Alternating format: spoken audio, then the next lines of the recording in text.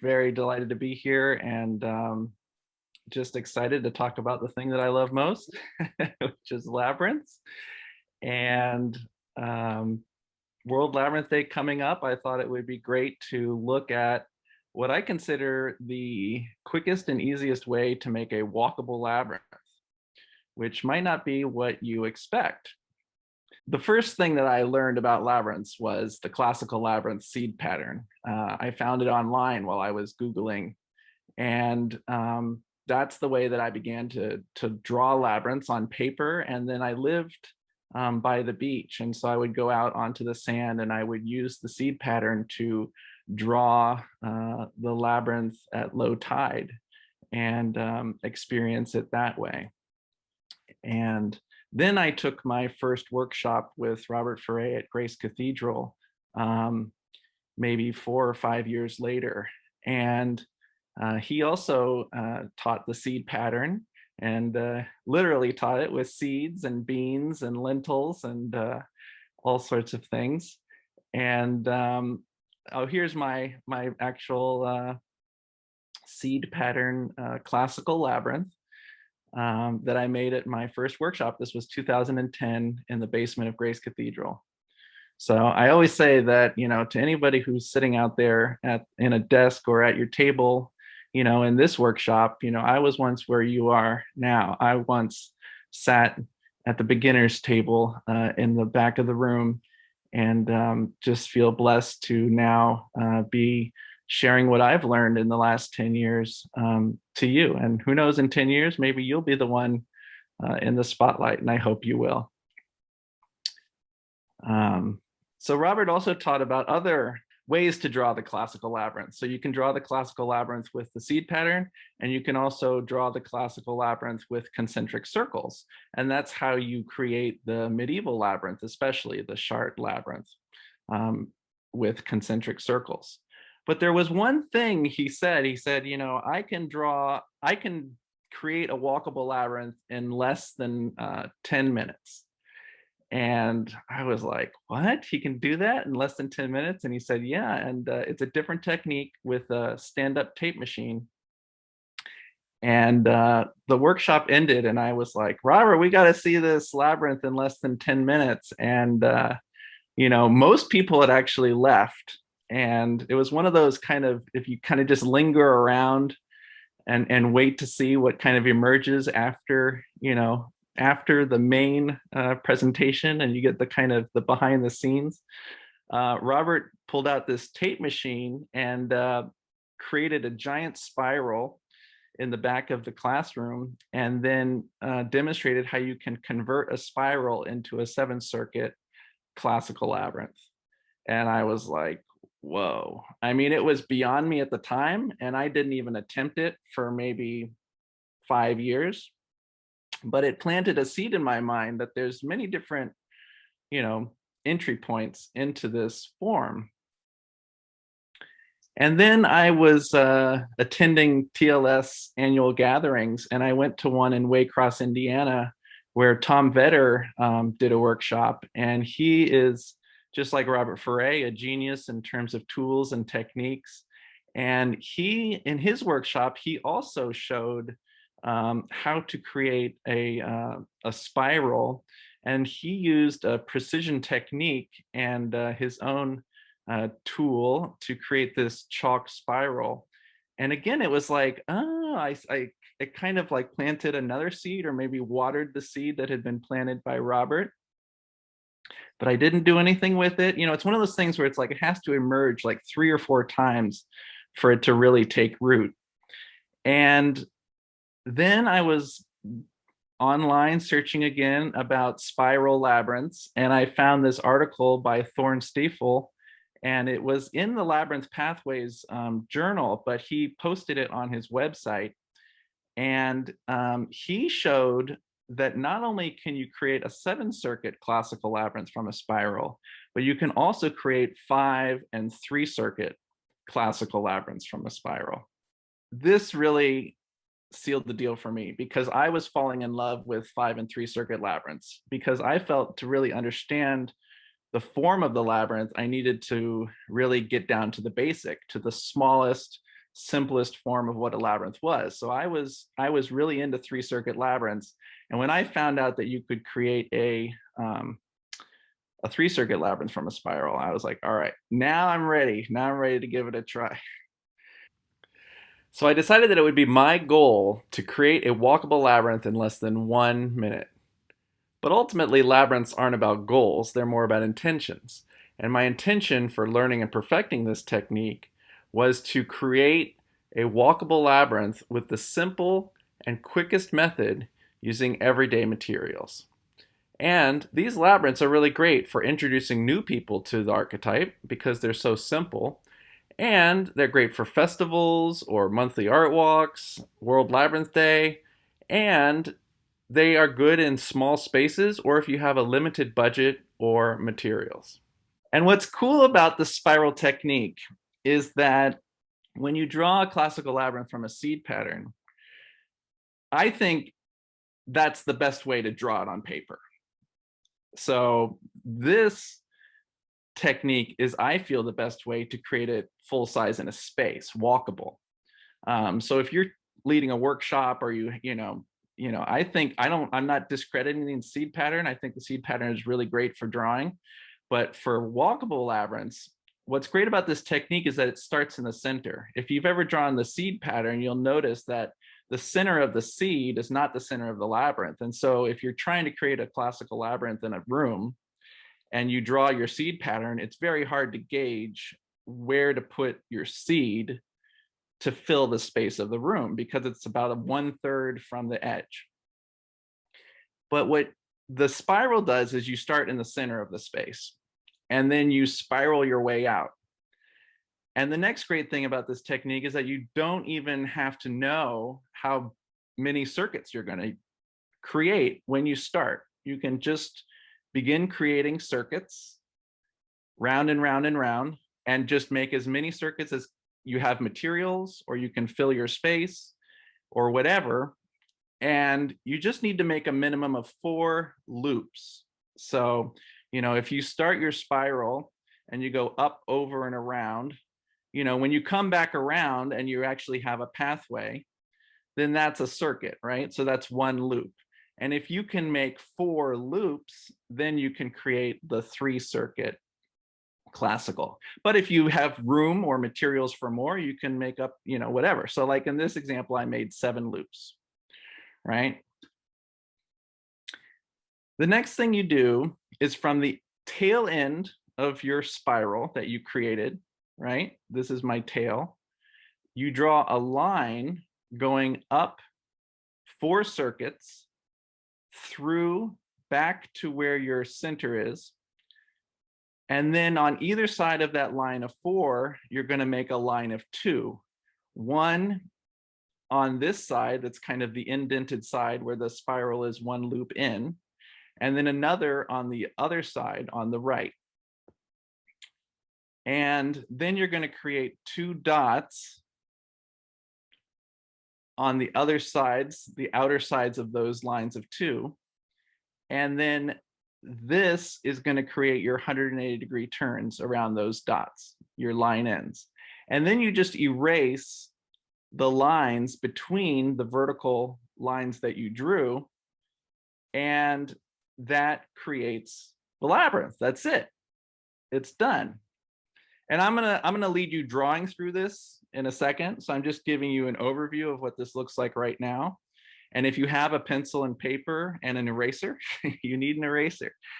And we can draw this together in a second. But I just want to show you how this looks. And what actually you've drawn here is a Chakravayu labyrinth, which is a classical variation with a spiral center. So this is a 3-circuit classical with a spiral center that then becomes what is called a Chakravayu labyrinth from India. Now, here's the next great thing about this technique. If you want a larger center, you can just erase your center spiral and make a larger center. And so it's quickly adaptable, right? And actually, if you erase that spiral center all the way back to where you drew that vertical line, this is your 3-circuit classical labyrinth, the simplest form, but it's an archetypal labyrinth. This is half of the 7-circuit labyrinth, which is the oldest labyrinth in the world that goes back 4,000 to 6,000 years. So, this has all the qualities of a labyrinth, in my opinion. Now, if you only have room or materials and you make just your 4 loops, then what you do is you simply draw your line all the way from your tail to your center tail. And then you put your lines of 2 on either side, and it's symmetrical, right? They're on the same circuits. And then your dots, and then you erase, and you create your 3-circuit classical labyrinth straight like that. It is a little wonky in the center, and that's one of the drawbacks. Like, everything has a benefit and a drawback. The drawback of this technique is that it becomes a little uneven here. But this is something that you can quickly even out, if you're working with tape or stones or something else. And I'll show you also how to do that in a second. So now I'm going to stop this, and I welcome you to pull out your paper. The beauty about this recording is that you can pause and rewind and go at your own pace. But some people, this is going to be very straightforward. And, if you've taken summer school with me before, you've probably already done this. And for those that already are familiar with design, with this approach, let me whet your appetite for the second half of this presentation, because I have now done something I've never done before with this approach, which is use it on a double spiral to make a processional classical labyrinth. And I have a great, really incredible story from yesterday that will also be worth your time. Okay, so if you're drawing along with me at home, you want to put your pencil in the center of the paper. You could also use small objects. If you have a tabletop and you are drawing a verse, you could use, coins or rocks or something, or lentils or rice or what have you as well. And I find it easiest to count and to draw by going up, over, and around, for my first loop. It kind of looks like an ear.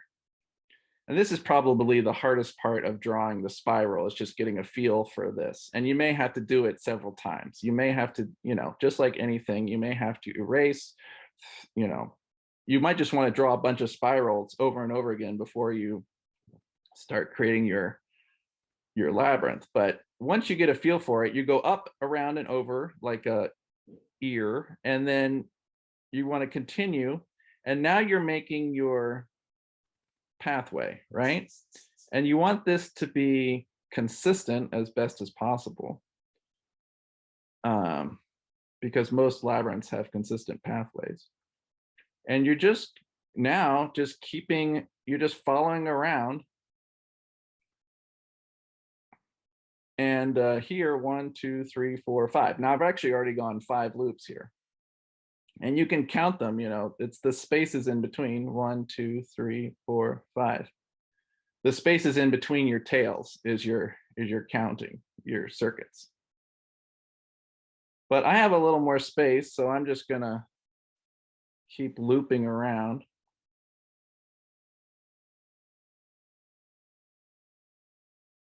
Okay. If you're doing this at home, it's easiest if you end up at the bottom of your page, so that your tail and your inner tail and your outer tail are in a line. So the next step is to draw from the outside in.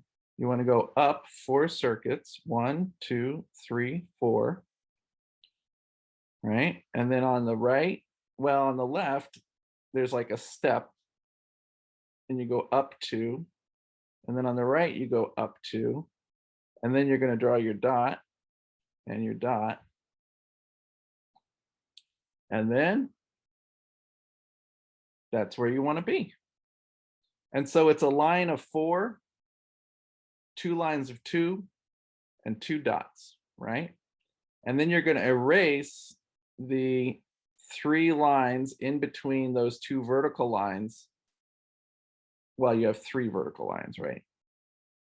You're going to erase the 3 lines between those 3 vertical lines. There's 3 lines, right?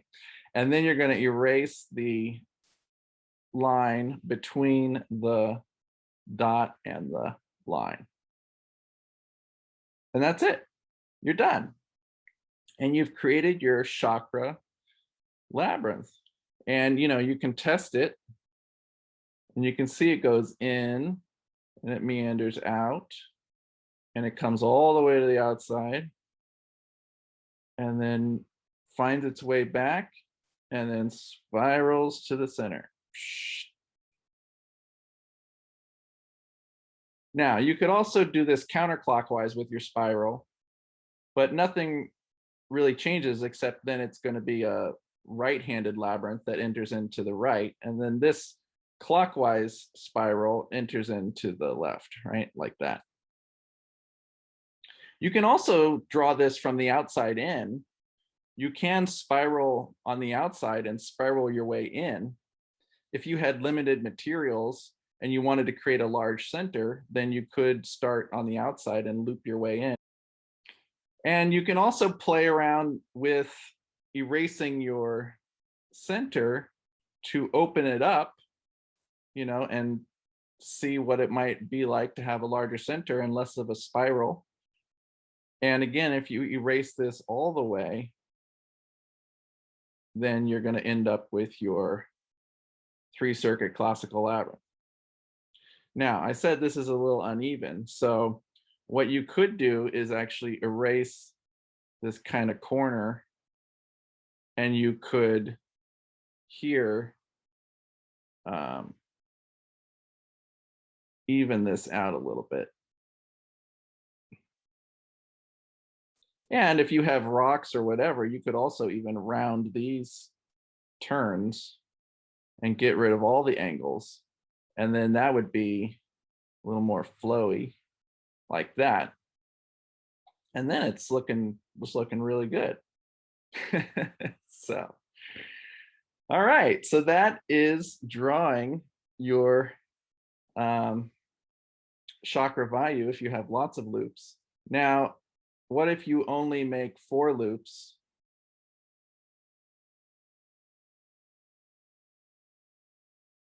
One, 2, 3, 4, right? If you only have 4 loops, then you have to connect your line all the way from the outside to the inside. The other variation you can do is, instead of making these lines parallel, is you can make them go diagonal somewhat, like that, if you want to create kind of a wider entrance.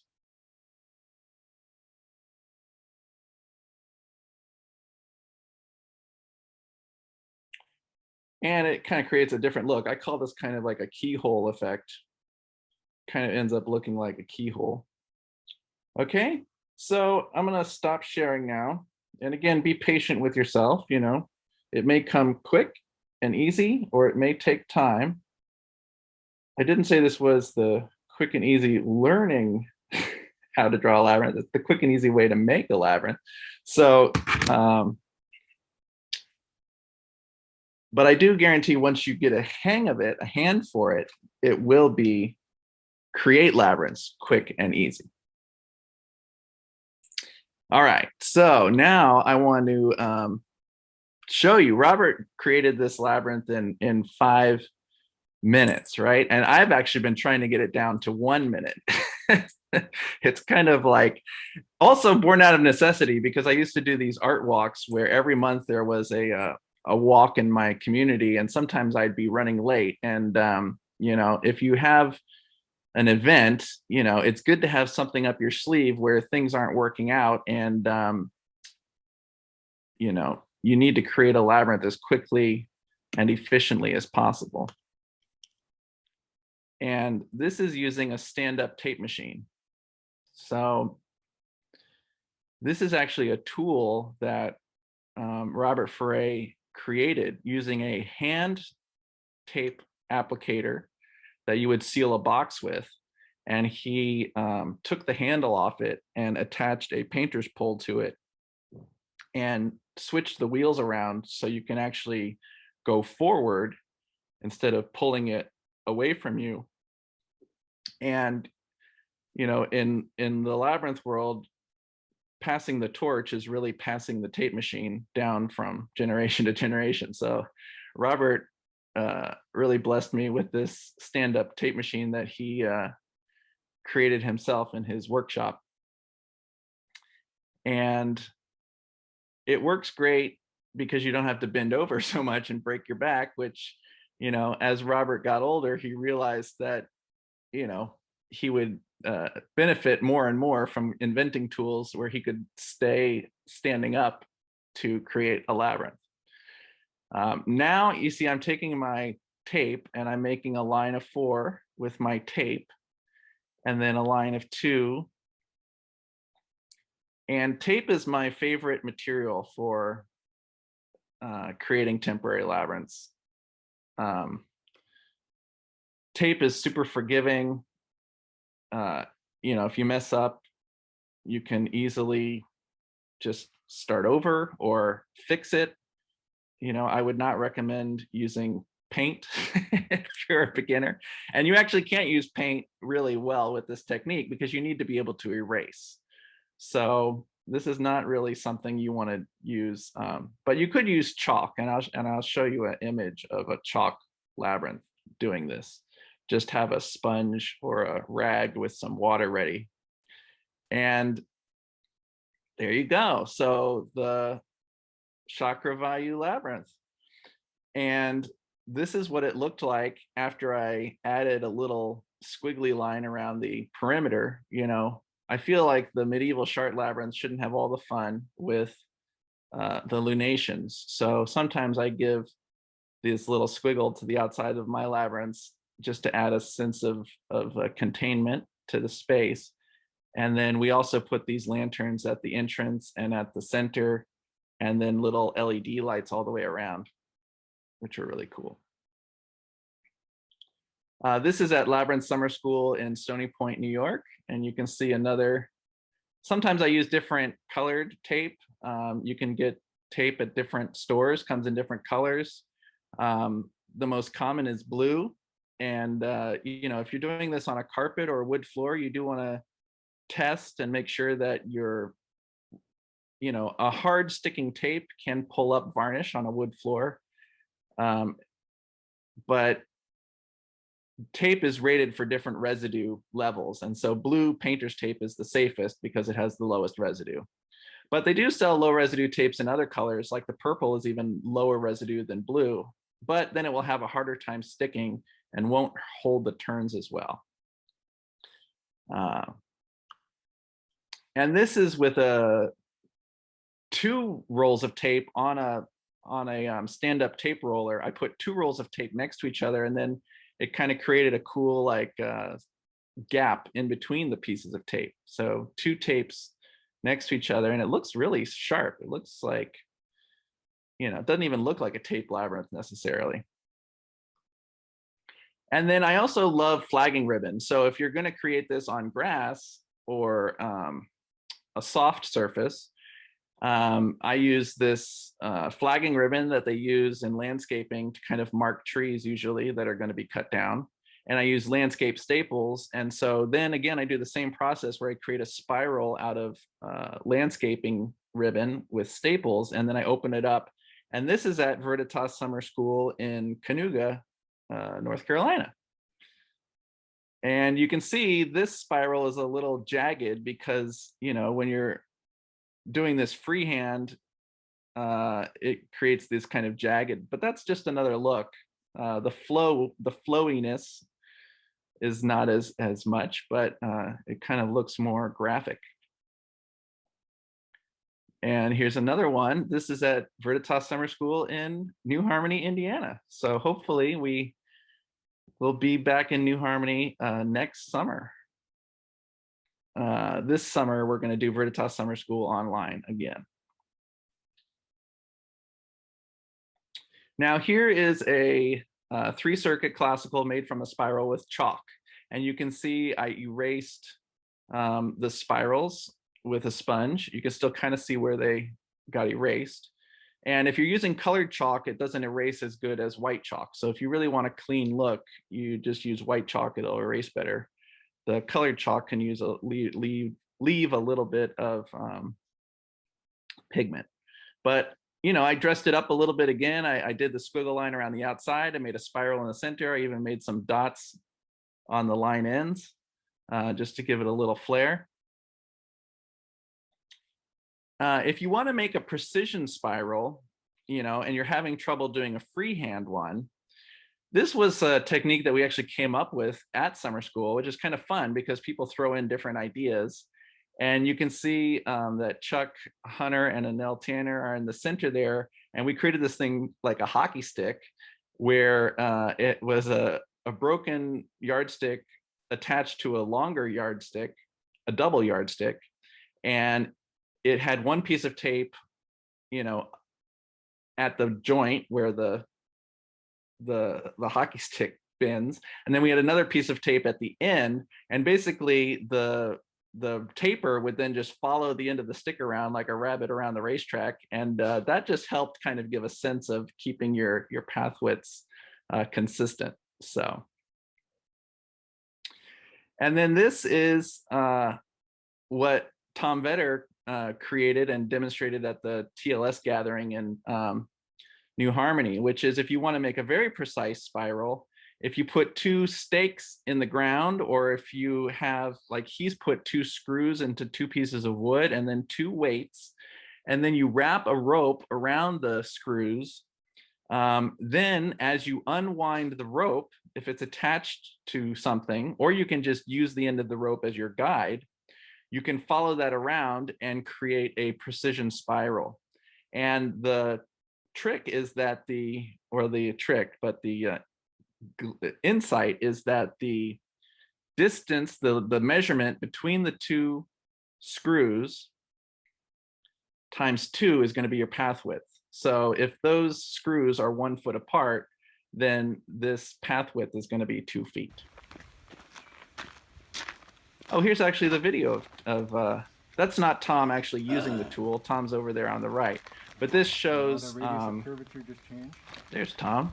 I think he's with us in the chat room today if you'd like to chat him up about his technique and tool.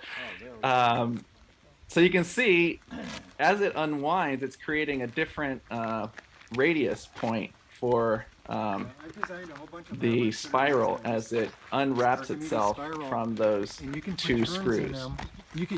This way you can do a labyrinth really quick. See, he says, this way you can do a labyrinth really quick. And I was like, oh. No, actually, you have to lay those out ahead of time. But, now, then you know where to stop. The other thing you can use is a can or a round object, and you can wrap your string around that. And instead of Tom's technique, this is the tomato technique where I've used tomato can and just like a 25-ounce can of crushed tomatoes, and use that to make my swivel point. So now this is getting a little advanced, and I don't want to like overwhelm people that are just seeing this for the first time. If you're just doing this for the first time and you want to keep it simple, then just do it freehand and practice drawing on paper first, doing it freehand. And then, as you build experience and confidence, then you can try to create the precision labyrinth. For some people, maybe using a center, stakes or center can or bucket or something will be an easier way. So I don't know what's easiest for you. I actually find it easiest to do it freehand. I struggle with the precision techniques, but I wanted to show you what it's like. And what's cool that I just discovered is that I used to wrap the center like so many times. In fact, one time at Veriditas Summer School, we actually wrapped a person with the rope, and we did it so many times they could almost have trouble breathing. But you don't need to wrap the center like 25, 40 times. You only need to tie a string or a rope from your center to the edge of your space, because that's as far as you're going to unwind, right? And then you can wrap your string around your center, and you can actually see as you wrap it how many loops it's going to make. And so it actually gives you a little preview. So you can see I'm kind of using my string to see that I'm centered in my space. And then I'm wrapping it around, and you see it wrapped around 5 times. So I know that I can make 5 loops on my spiral. And then, because I know not everybody has tape machines, and I'll tell you about tape machines a little bit more. That's usually the #1 question people have: where do you get the tape machine? But if you don't have a tape machine, don't fret. You can just use your hands. It is going to be a little more of a workout because you're going to have to either squat or kneel. And what you're doing is you're following the end of your string with your tape and unwrapping it from the center. And you can see the problem that often happens is that your center can move around because you pull too hard on it. Like this tomato can does not weigh a lot.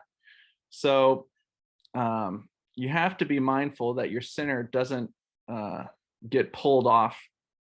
And the heavier the object, the better. So somebody in one of my workshops had a can full of gravel that was really heavy and worked really great. Now, this is also a very challenging example because the space is so tight. But I want to show you that you can, use this technique in tight spaces. It's especially valuable because, laying out a seed pattern in a tight space like this would be really difficult. But laying out a spiral in a tight space like this is actually not too hard. So there you go. So there's my spiral. And this video is also on my YouTube channel. So you can review some of these videos individually if you go to YouTube and search Discover Labyrinths. And now you can see what I'm going to do is the same approach again, where I'm going to create a line of 4 across and then 2 lines of 2 on either side. And then I'm going to pull up the tape.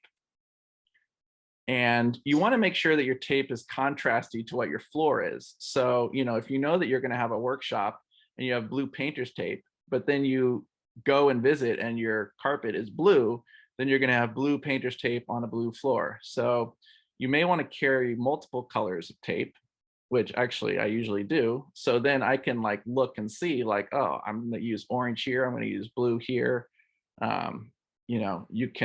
You want high contrast between your tape and your floor surface.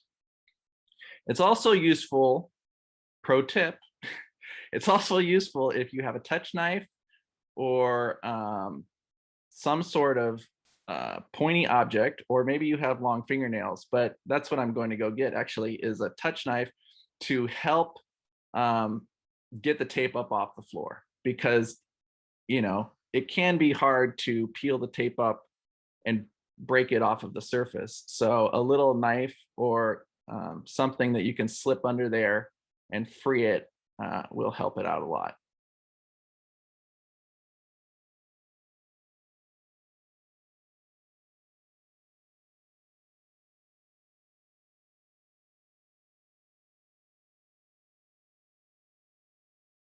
If you want extra wide line ends, you can make those wider to give people more space to turn around in.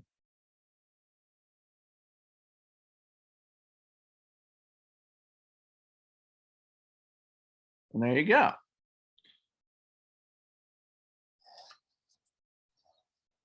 Now, this is funny. I want to show you, you can also use objects. You don't have to do this with tape or chalk or ribbon. I did this with my laundry. And so you can freehand a spiral with anything. I mean, you could use rocks. I used laundry, and this was in the height of COVID where you couldn't even really feel safe to go outside. But so you just take your objects, right? And you put them in a spiral.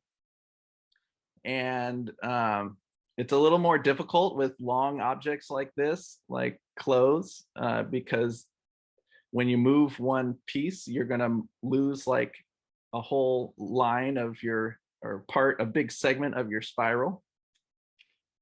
Um, but I just wanted to show you, you know, another application or use of this technique, this method. And I don't have hardly any space here at all, so I'm only going to be able to make um, 4 loops, which is going to allow for just a 3-circuit classical. And, you know, I had to fudge it a little bit. Like, don't worry. Maybe you have to move in one of your spirals in order to fit yourself into the space. So there you go. There's my spiral. And now this time I'm just going to connect my outer line to my inner line using the materials I already have. So, you know, if you have stones or whatever that you're using to make your labyrinth, you can just use the stones that you're pulling up and use those to form your vertical lines. So it's actually the same amount of material. So if you use up all your stones to create your spiral, the same amount of stones that you're going to pull out to open up the pathways is the same that you're going to use to make your vertical lines. And there you go. There's the laundry labyrinth. Ta-da! All right. Well, we're running out of time, but now this is the bonus for the experienced labyrinth makers, or anybody that's really, you know, gung-ho. And it also is practical because of COVID and the pandemic. Processional labyrinths have become really valuable, because in a processional labyrinth, you walk one way through and you don't have to turn around and retrace your steps and come face to face with other people. And so I have a whole YouTube video about design considerations for the pandemic, which is another video that you can find. But I wanted to show you that you could use this technique, which I've never done before, for a processional classical using the double spiral. And when you create the double spiral, you then use this technique on both sides. And when you do it on both sides, then it creates this processional with the double spiral center, which is really cool. And you can form your double spirals in 2 ways. And you can either make half circles, you know, you make 1 half circle going in one direction, and then you're making the other half circle on the other direction, kind of like a circle if it got shifted along its one axis, right? And then you're basically just making concentric half circles around those small circles that you created, the center of your double spiral. This is advanced technique, so, you know, but it's fun to watch, you know, and something that I've just begun doing myself. I have to mute it though, because I'm grunting too much. There we go. And I actually, you can see that I put out little measurements with pieces of tape. So because this was such a tight space, I actually measured it out, and I needed 11 path widths. So I put little blue pieces of tape to mark out 11 segments across the room. But otherwise, I'm just eyeballing it between those little hash marks that I made. So this is kind of like a semi-precise technique.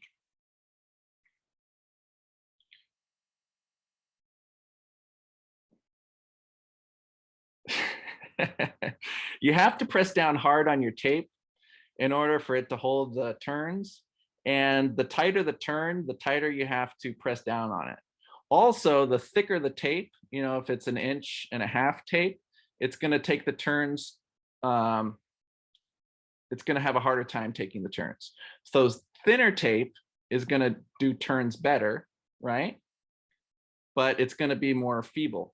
And wide tape is going to look more graphic, like a labyrinth, like, 2-inch line. So it'll make it bold, but it's going to be harder on the turns. This was ripping a lot when I was doing it. And then I went around and I stepped on it to really, you could go back around and step on it all to kind of reinforce it. And,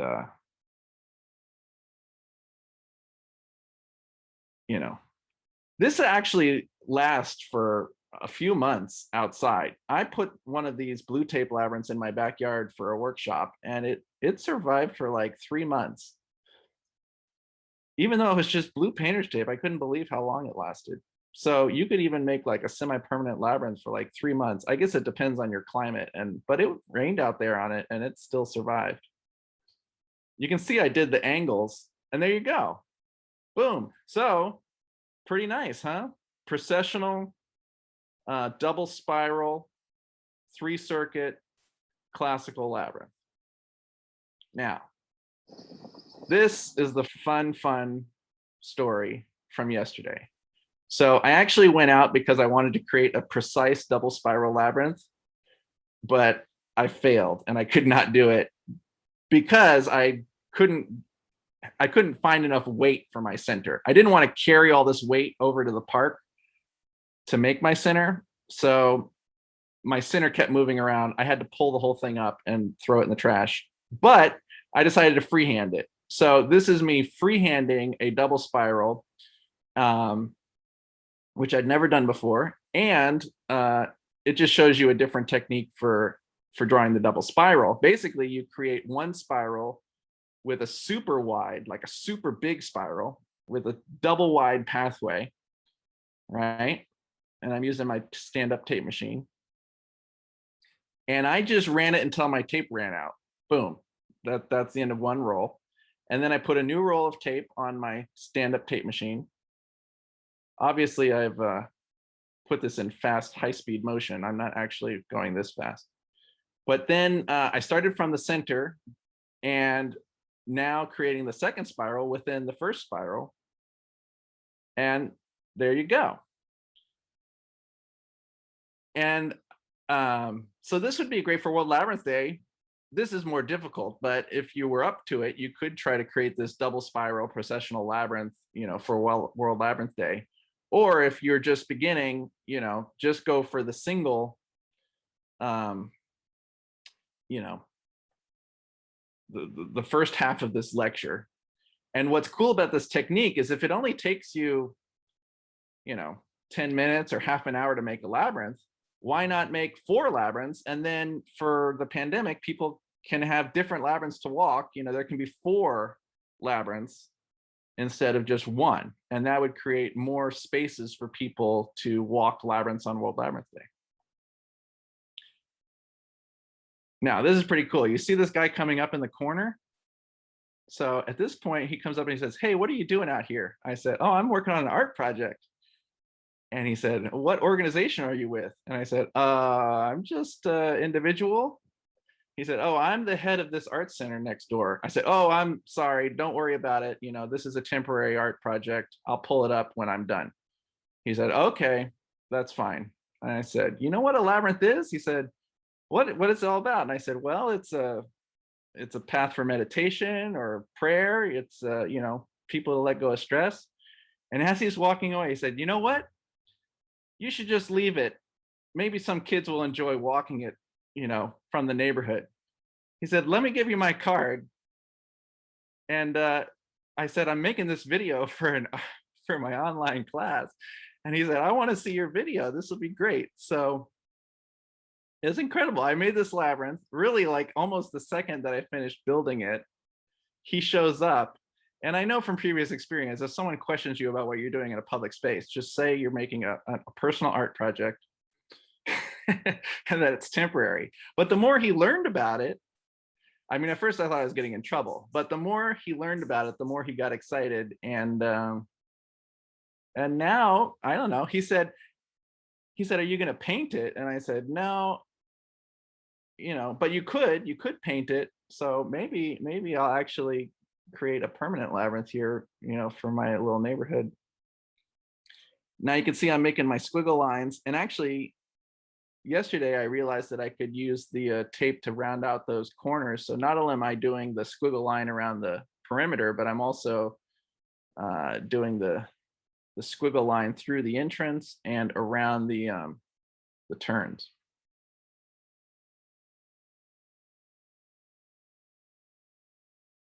And I ran out of tape. But this is the finished labyrinth, and I had to use a little bit of green tape instead of orange on the outer last little bit of the lunations.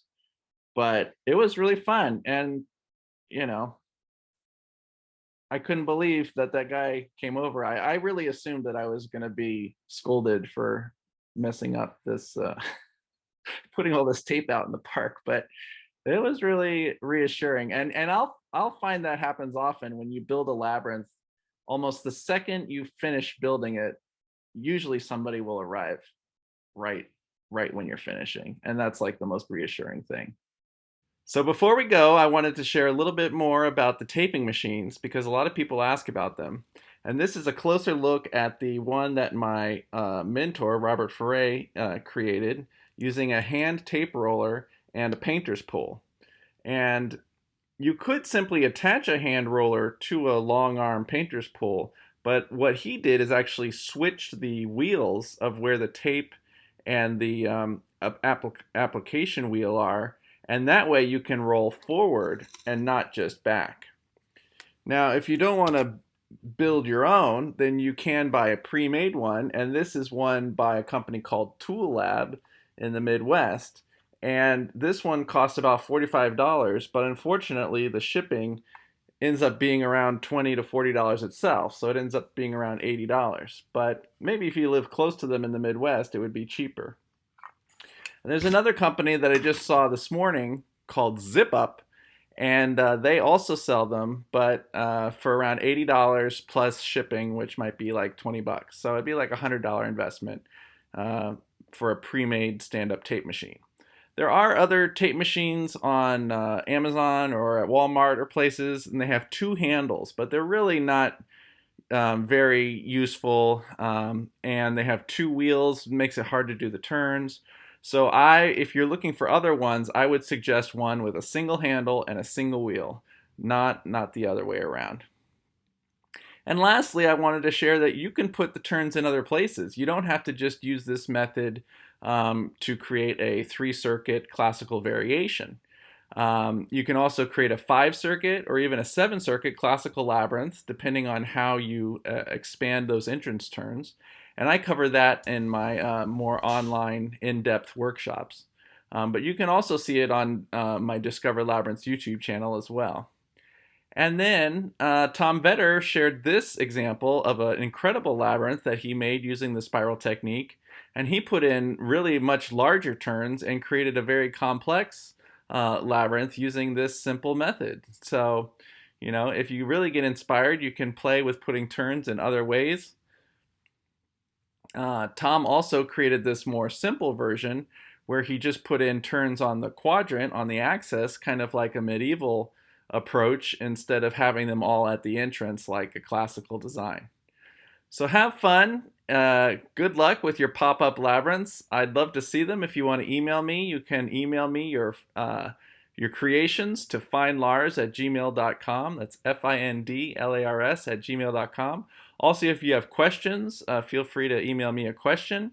If you're looking for a handout with the written instructions on how to make a labyrinth from a spiral, then you can go on my website to the workshops link, and you can find the link to this recording and also the link to the PDF handout on my website, discoverlabyrinths.com.